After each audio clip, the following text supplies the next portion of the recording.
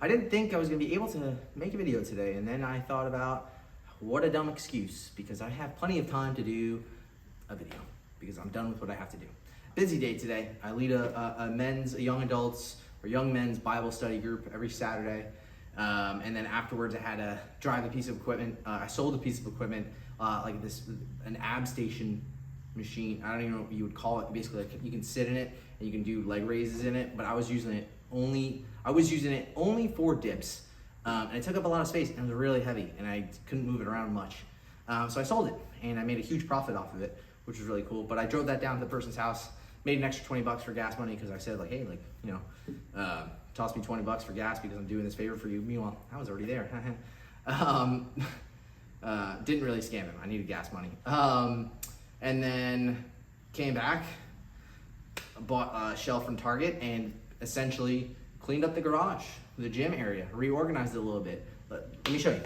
So here it is, a little bit more space. Not like floor space, but like more space to kind of do things. Where the rower is, that's where the ab station, whatever you want to call it, thing was. The rower's there. It's always best to keep a rower against the wall because it saves a lot of space. Rig's in the same spot, obviously, because it's bolted down. I put the weights, the plates, right over there next to the rig. Makes it more convenient. There's the shelf that I said, $35 from Target, and keeps all my stuff off the ground. I moved the dumbbells. They were over here. I moved the dumbbells. Those are my dogs. Dumbbells over here, and the GHD machine where it was is where I'm standing right now. But now it's there. Bike's in the same spot. So yeah, this is it. A little bit more tidier. I can keep it tidier, and I'm pretty happy about it. Yeah, so that's that. And then I just squeezed in a workout because why not? I was gonna make the excuse of like, I'm tired. I did a good job today. I cleaned up the garage all by myself, no help from anyone, you know. I moved all the equipment. I did a lot today. I don't need to work out. And then I was like, what? No, do a workout. So I did an upper body session. Took about like 45 minutes. Felt good about it. Again, starting to get back into the swing of things. I realize now I need to start eating better. It's not that I eat poorly. I just need to start being a little more accurate with what I'm eating. Right now, I'm just ballparking stuff. Not that I really want to lose any weight or fat. It's just more so I feel it when I work out when I don't eat right. I feel it. I don't perform my best, or I feel more out of shape, and I'm just more lethargic. Today, all I had was my omelet and oatmeal in the morning, and then I had a little protein shake that I bought, and then I had a bag of chips, and then nothing. And then I worked out. I'm not fueling myself properly. And that's not okay, you know? So, just gonna get back on the horse in that. Right now, I'm just kind of trialing, let me just eat enough protein and then fill in the gaps with whatever I want. That's great. I'm not gaining weight. I'm mindful of how much food I'm sticking in my face, right? So at least I have that on my side, but I certainly want to, not have a good physique, but more so I want to feel healthy, and I want to look, I'm representative of how I feel. Does that make sense? So I'm gonna start getting back on the horse of tracking my calories again, weighing and measuring my food. Not be too obsessive about it, but at least just be somewhat accountable. I took a few months off because I was just getting tired of it.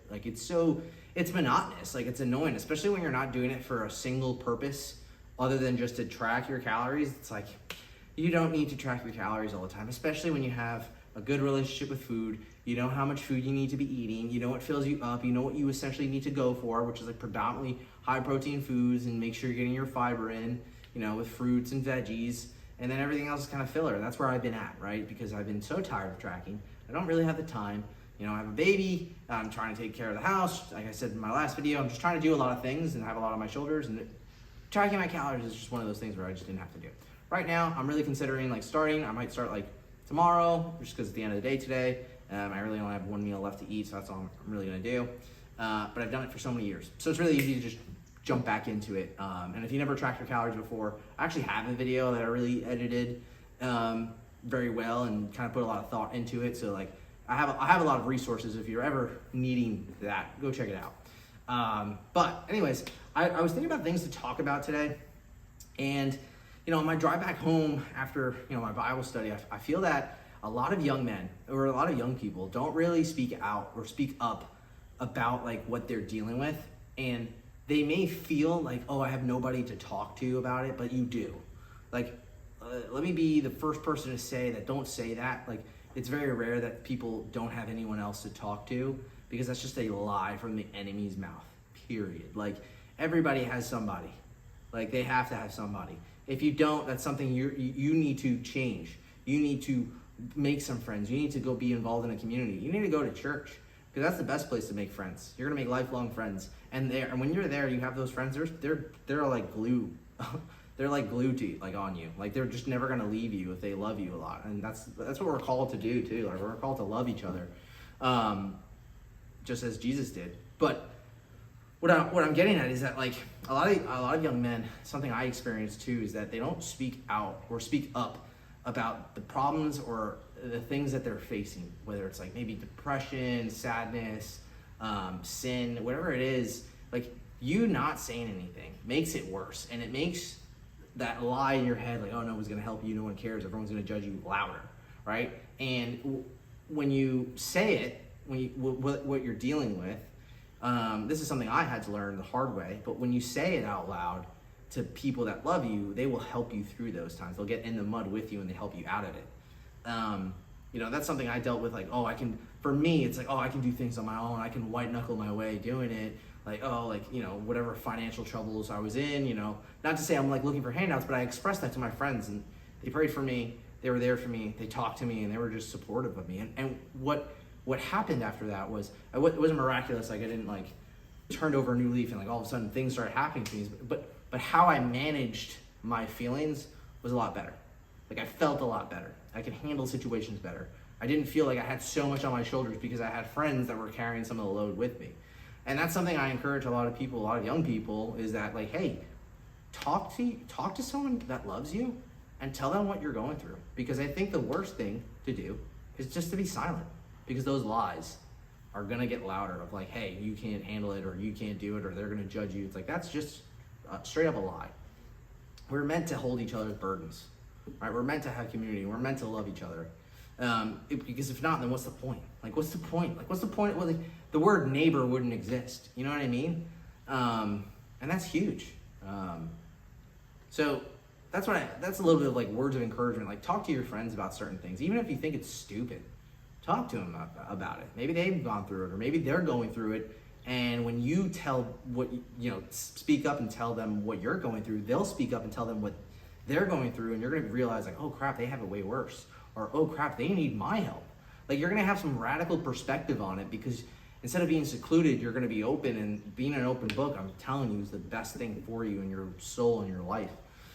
I didn't really mean for this to get super deep, but that's just the truth. That's just the God honest truth, that you need people around you that are going to support you, and you need to be honest with them, because people cannot read your mind. And that's the kind of the next thing I wanted to get into is, like, whatever you're going through, don't hold it in, because, man, like, people that want to love on you, they can't. And you're going to start having resentment because they're not doing it a certain way, or they're not supporting you in this dark time. But meanwhile, they don't even know what's going on. So how can they help you or love you a certain way if you're not going to tell them what's going on? This whole, like, oh, they're not reading my mind. You need to let that go. Like, it's so annoying. Open up, right? I talked about this a little bit in my my Bible study group. I told these young men, like, hey, say the thing out loud. Say what you're going through out loud. Don't keep it quiet. Because when you keep it quiet, you start living a double life, and then all of a sudden things start getting worse, and then we don't realize what happened to you. What happened to, what's his name? What happened to him? Oh, I have no idea. We don't want to be that person, right? So speak up. Like, I charge them to, like, hey, if you're going through something, speak up. I don't want to be here trying to pull it out of you, because that's just going to make me into like an enemy, right? Like a mean person that's like trying to pull things out of you. Like, I'm not trying to do that. Speak up. Say something. Because I want to be there for you, but I'm not going to try to like figure it out and do this little dance. Number one, like, I love you, but like, I don't have the time for that. Like, straight up, like, I don't have the time. I have my own things I have to handle, like my life and stuff like that. And not to say that my life's important. That's not what I'm trying to say. I'm just saying, like, man, if you're not going to speak up, like, you're just going to get like passed over. Not to say that we don't want to love on you. It's just that we can't. We're not mind readers, man. You know. So that's something I spoke about a little bit, and just practical. It's just practical ways to help your mental health and just your life and your soul. So yeah, as far as in other news, I now have to get a new dip station. I don't have anything to do dips on, and I like dips. I think it's really good for your pecs and your shoulder health.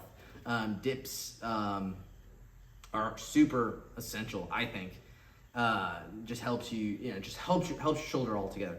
So I have to get like this Matador from Rogue Fitness, which is like a thing that attaches to the rig, and it's just like dip station. You can like disconnect it, which is pretty cool. It's not expensive, so I'm gonna use the money I got from selling the last thing to get that, save space too, and maybe I'll get a few other cool goodies, maybe a kettlebell, like an actual like 53-pound kettlebell or 70-pound, whatever, and do some workouts with that, because kettlebell swings are freaking awesome. But yeah, starting to get more involved with doing some cardiovascular work over strength training. Like I'm thinking about incorporating more running to get into shape, and just to essentially do more like what I used to call it when I was training, bitch work.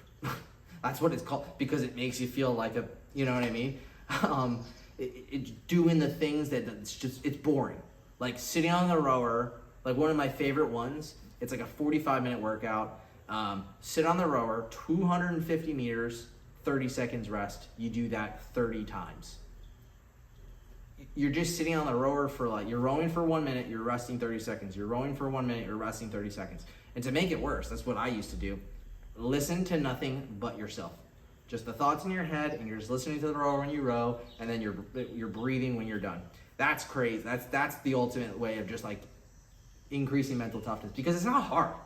To do it, it's not hard. You're just doing it. And that's what bitch work is. That's what it is. You're just doing the thing because it's going to net you this positive in your cardiovascular endurance. It's just something, because cardiovascular endurance, I think, is just as more. Anyways, cardiovascular endurance is just as much mental as it is like physical, because like you want to quit before it really, really gets hard. Like you don't want to push yourself past there. So I'm gonna start incorporating more running and more rowing, just more like simple things I can just do, like interval training, so that I can just feel accomplished when it comes to like getting into shape. So yeah, that's what my goals are for now, and with all that. But as far as like uploads, I think I might just do like daily uploads like this. Just make it like very simple, me ranting about something, not really trying to accomplish anything other than to rant and talk about something that's on my mind. But yeah, hopefully I can do this daily. But that's it. So I'll see you guys on the next one. Like and subscribe. That's really all I have to say. Peace.